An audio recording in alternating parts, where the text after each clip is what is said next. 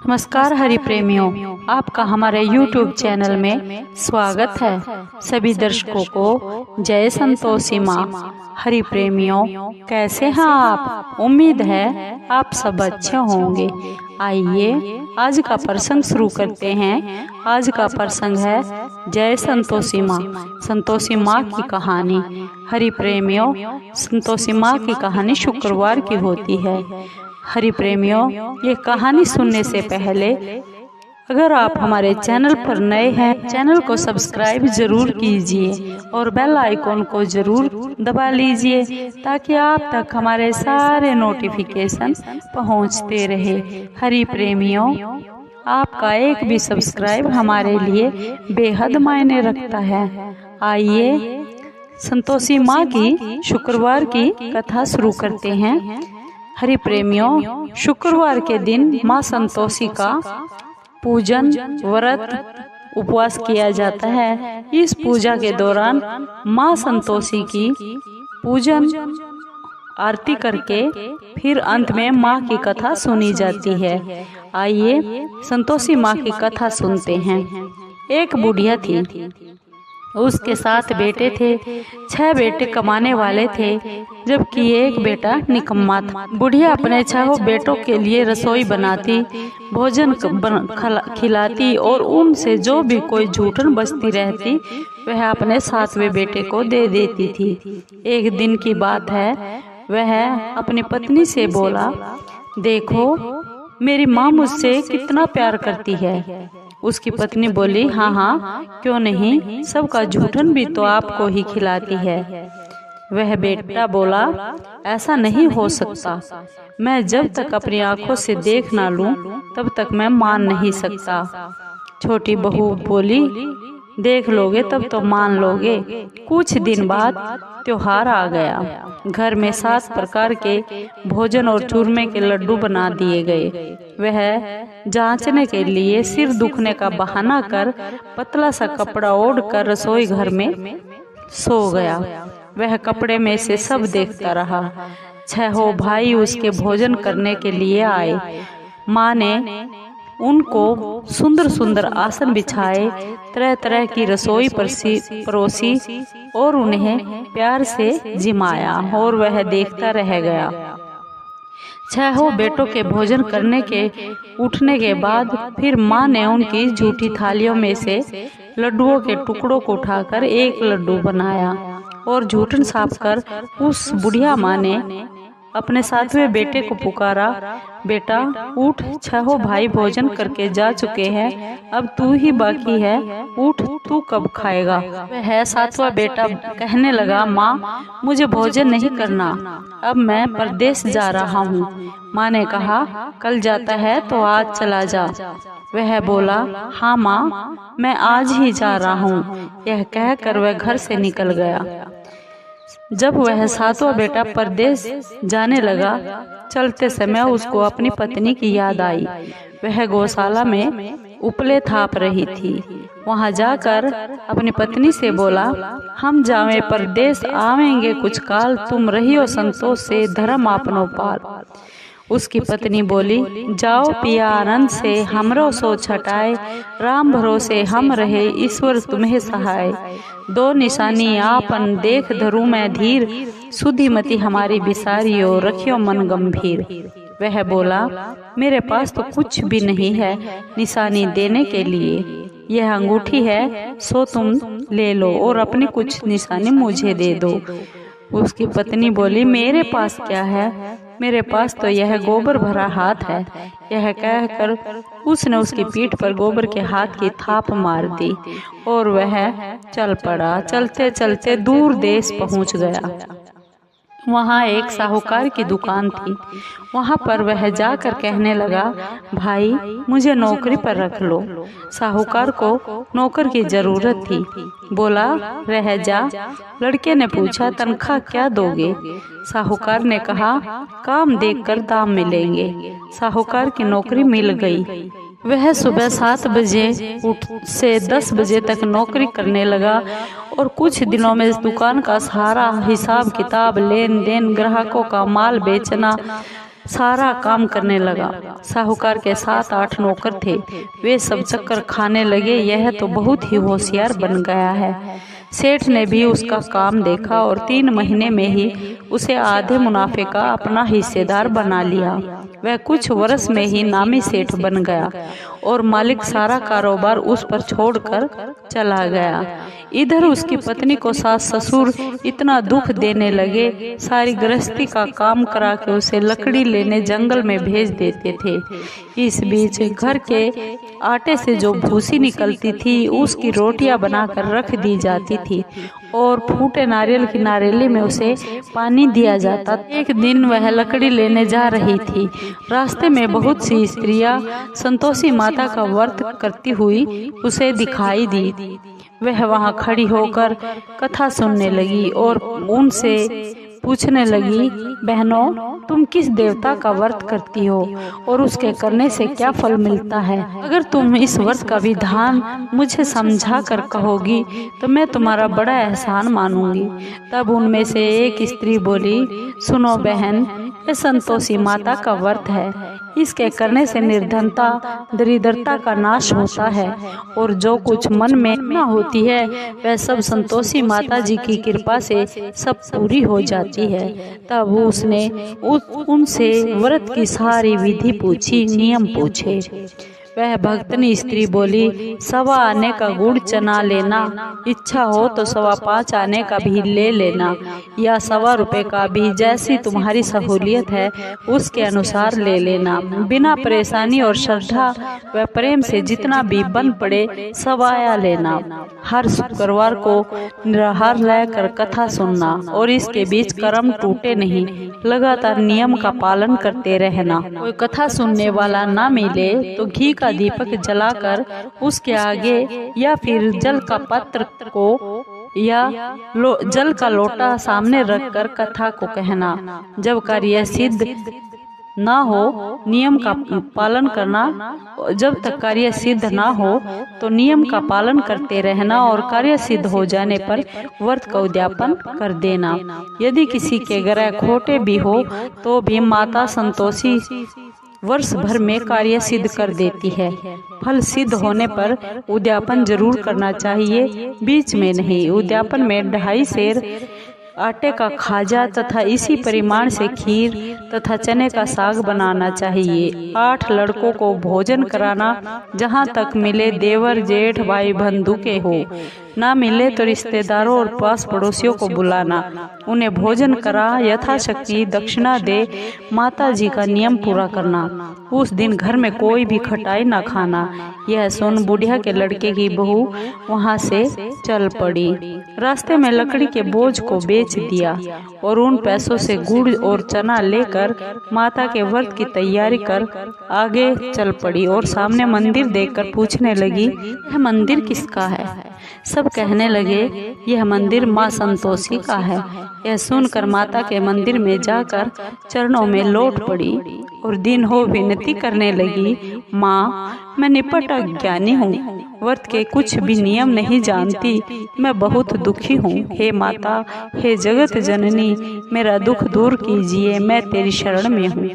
माता को उस पर दया आ गई। एक शुक्रवार बीता कि दूसरे को उसके पति का पत्र आ गया और तीसरे शुक्रवार को उसका भेजा हुआ पैसा आ गया। यह देख जेठ और जिठानी मुंह सिकोड़ने लगे। लड़के ताने देने लगे, काकी के पास पत्र आने लगे हैं, अब तो रुपया आने लगा है, अब तो काकी की खातिर बढ़ेगी। बेचारी सरलता से कहती, भैया कागज आवे या रुपया आवे, हम सब के लिए अच्छा है। ऐसा कहकर आंखों में आंसू भरकर माँ संतोषी के मंदिर में आ मातेश्वरी के चरणों में गिरकर रोने लगी। माँ, मैंने तुमसे पैसा कब मांगा है? मुझे पैसे से क्या काम है? मुझे तो मेरे सुहाग से काम है। मैं तो अपने स्वामी के दर्शन चाहती हूँ। माँ ने प्रसन्न होकर कहा, जा बेटी, तेरा स्वामी आएगा, तेरा सुहाग आएगा। यह सुनकर खुशी से बावली होकर वह घर में जाकर काम करने लगी। अब संतोषी माँ विचार करने लगी, इस भोली पुत्री को मैंने कह तो दिया कि तेरा पति आएगा, लेकिन आएगा कहाँ से? वह तो इसे सोपन में भी याद नहीं करता। उसे याद दिलाने के लिए तो मुझे ही जाना पड़ेगा। इस तरह माता जी संतोषी माँ ने उस बुढ़िया के बेटे के पास जा स्वप्न में प्रकट होकर कहने लगी, साहूकार के बेटे सो रहा है या जाग रहा है? वह कहने लगा, माँ सोता भी नहीं और जागता भी नहीं हूँ, कहिए क्या आज्ञा है? माँ कहने लगी, तेरे घर बार कुछ है कि नहीं? वह बोला, मेरे पास सब कुछ है, माँ है, बाप है और बहू है। माँ क्या कमी है मेरे पास? माँ बोली, भोले पुत्र तेरी बहू घोर कष्ट उठा रही है, तेरे माँ बाप उसे बहुत परेशानी दे रहे हैं, वह तेरे दर्शन के लिए तरस रही है, तू उसकी सुध ले। वह बोला, हाँ माता जी, यह तो मुझे मालूम है, परंतु मैं जाऊं कैसे? परदेश की बात है, लेन देन का कोई हिसाब नहीं, कोई जाने का रास्ता नहीं नजर आता, कैसे मैं चला जाऊं? माँ कहने लगी, मेरी बात मान, सवेरे नहा धोकर संतोषी माँ का नाम ले, घी का दीपक जलाकर दंडवत कर दुकान पर जा बैठ और देखते ही देखते सारा लेन देन चुक जाएगा, जमा का माल बिक जाएगा, सांझ होते होते धन का बहुत भारी ढेर लग जाएगा। अब बूढ़े की सपने की वह बात मानकर वह नहा धोकर संतोषी माता को दंडवत कर घी का दीपक जला दुकान पर जा बैठा। थोड़ी देर में देने वाले रुपया ला कर देने लगे और लेने वाले अपना हिसाब लेने लगे। कोठे में भरे सामान के खरीदार नकद दाम दे सौदा करने लगे। शाम तक धन का भारी ढेर लग गया। मन में माता का नाम ले चमत्कार देख प्रसन्न होकर घर ले जाने के वास्ते गहना कपड़ा सामान खरीदने लगा। यहाँ काम से निपट वह तुरंत घर को रवाना हो गया। उधर उसकी पत्नी जंगल में लकड़ियाँ लेने जाती है और लौटते वक्त माता जी के मंदिर में विश्राम करती है। वह तो उसके प्रतिदिन रुकने का जो स्थान ठहरा। धूल उड़ती हुई देख वह माँ से पूछती है, हे माता, ये धूल कैसे उड़ रही है? माता ने कहा, हे पुत्री, तेरा पति आ रहा है, अब तू ऐसा कर, लकड़ियों के 3 बोझ बना ले, एक नदी के किनारे रख, दूसरा मेरे मंदिर, तीसरा अपने सिर पर रख ले। तेरे पति को लकड़ियों का गट्ठर देखकर मोह पैदा होगा, वह यहाँ रुकेगा, नाश्ता और पानी खाकर माँ से मिलने जाएगा। तब तू लकड़ियों का बोझ उठाकर जाना और चौक में गट्ठर डालकर जोर से आवाज लगाना, लो सासू जी, लकड़ियों का गट्ठर लो, भूसी की रोटी दो, नारियल के खोपड़े में पानी दो, आज मेहमान कौन आया है? माता जी से बहुत अच्छा कहकर वह प्रसन्न मन से लकड़ियों के 3 गट्ठर बनाती है, एक नदी के किनारे पर और एक माता जी के मंदिर पर रखा। इतने में वह मुसाफिर आ पहुंचा। सूखी लकड़ियां देखकर उसकी इच्छा उत्पन्न हुई कि हम यहीं पर विश्राम करते हैं और यहीं पर भोजन पानी बनाकर खा पी कर फिर गांव जाएंगे। इसी तरह रुककर भोजन बनाया, विश्राम करके वह गांव को गया। सबसे बड़े प्रेम से मिला। उसी समय सिर पर लकड़ी का गट्ठर लिए वह उतावली सी आती है। लकड़ियों का भारी बोझ आंगन में डालकर जोर से 3 आवाज लगाती है, लो सासू जी, लकड़ियों का गट्ठर लो, भूसी की रोटी दो, आज कौन मेहमान आया है, नारियल के खोपड़े में पानी दो। यह सुनकर उसकी सास बाहर आकर अपने दिए हुए कष्टों को भुलाने के लिए कहती है, बहू ऐसा नहीं कहते, तेरा मालिक ही तो आया है, आ बैठ, मीठा भात खा, कपड़े गहने पहन, भोजन कर। उसकी आवाज सुन उसका पति बाहर आता है। अंगूठी देखकर वह व्याकुल हो जाता है। माँ से पूछता है, माँ यह कौन है? माँ बोली, बेटा यह तेरी बहू है, जब से तू यहाँ से गया है तब से सारे गांव में भटकती फिरती है, घर का काम काज कुछ नहीं करती, पहर आकर खाना खा जाती है। वह बोला, ठीक है माँ, मैंने इसे भी देखा और तुम्हें भी देख लिया, अब दूसरे घर की चाबी दो, उसमें रहूंगा। माँ बोली, ठीक है बेटा, जैसी तेरी मर्जी वैसा कर। तब वह दूसरे मकान की तीसरी मंजिल का कमरा खोलकर सारा सारा सामान जमा लेता है। एक दिन में राजा के महल जैसा ठाठ बाट बन गया। अब क्या था, बहू सुख भोगने लगी। इतने में शुक्रवार आ गया। शुक्रवार व्रत के उद्यापन में हुई भूल किया खटाई का इस्तेमाल उसने अपने पति से कहा, मुझे संतोषी माता के व्रत का उद्यापन करना है। पति बोला, खुशी से कर लो। वह उद्यापन की तैयारी करने लगी। जिठानी के लड़कों को भोजन के लिए कहने लगी। उन्होंने मंजूर कर लिया, परंतु पीछे से जिठानी ने अपने बच्चों को सिखा दिया कि देखो, भोजन के समय खटाई जरूर मांगना, जिससे उसका उद्यापन पूरा ना हो। लड़के जीवने के लिए आ गए और खीर और खाना पेट भर कर खा लिया, परंतु बाद में खाते ही कहने लगे, हमें खटाई दो, खीर खाना हमको नहीं भाता। यह देखकर अरुचि होती है। वह कहने लगी, भाई, खटाई किसी को नहीं दी जाएगी, यह तो माँ संतोषी का प्रसाद है।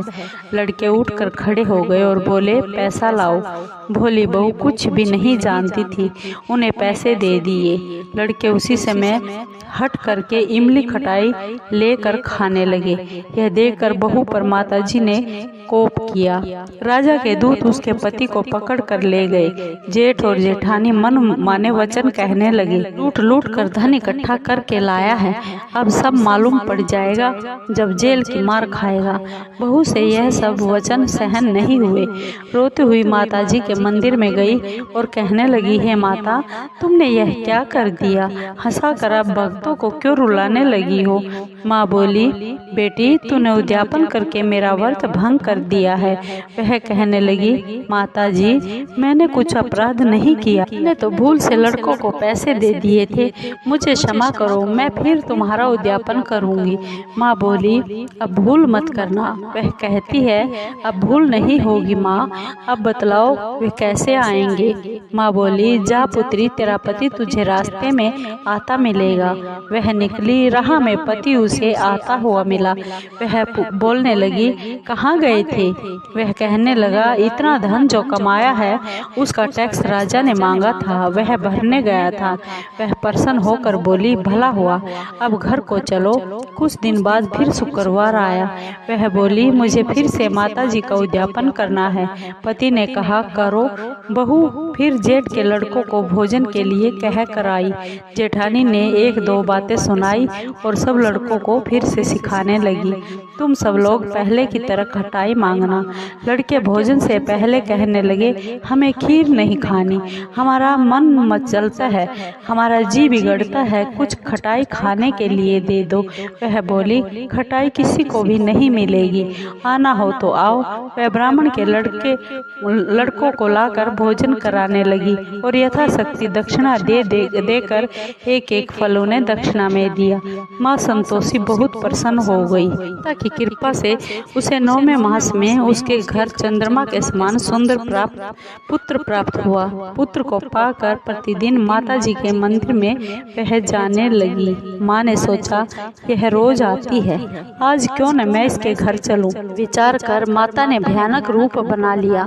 गुड़ और चने से सना मुख, ऊपर सूंड के समान होठ, उस पर मक्खियां भिन भिन कर रही थी। देहली पर पैर रखते ही उसकी सास जोर से चिल्लाई, देखो रे, कोई चुड़ैल डाकिन चली आ रही है, लड़कों इसे भगाओ, नहीं तो यह हम सब को खा जाएगी। लड़के भगाने लगे, चिल्लाकर खिड़कियां बंद करने लगे। बहू रोशनदान में से देख रही थी। प्रसन्नता से पगली बन चिल्लाने लगी, आज मेरी माताजी मेरे घर पर आई है। वह बच्चे को दूध पीने से हटाती है। इतने में सास का क्रोध फट पड़ता है। वह बोली, देखो क्या उतावली हुई है, बच्चे को भी पटक दिया। इतने में माँ के प्रताप से लड़के ही लड़के नजर आने लगे। वह बोली, माँ, मैं जिसका व्रत करती हूँ यह वही संतोषी माता है। सबने माताजी के चरण पकड़ लिए और विनती कर कहने लगे, हे माता, हम मूर्ख है, अज्ञानी है, तुम्हारे व्रत की विधि को हम नहीं जानते। व्रत भंग कर हमने तो आपका बड़ा अपराध किया है। हे जगत जननी माता, आप हमारा अपराध क्षमा कीजिए। इस प्रकार माता प्रसन्न हो गई। बहू को प्रसन्न हो, जैसा फल दिया वैसा माता सबको दे। जो पढ़े उसकी भी मनोकामना पूर्ण हो और जो सुने उसकी भी मनोकामना पूर्ण हो। बोलो संतोषी माता की जय। प्रेमियों, प्रेमियों, आपको ये माँ संतोषी की व्रत कथा कैसी लगी? अगर आपको अच्छी लगी हो तो प्लीज़ चैनल को सब्सक्राइब कीजिए, लाइक कीजिए, शेयर कीजिए और कमेंट ज़रूर कीजिए, क्योंकि आपके कमेंट का हमें बेसब्री से इंतज़ार रहता है। हरि प्रेमियों, जय संतोषी माँ।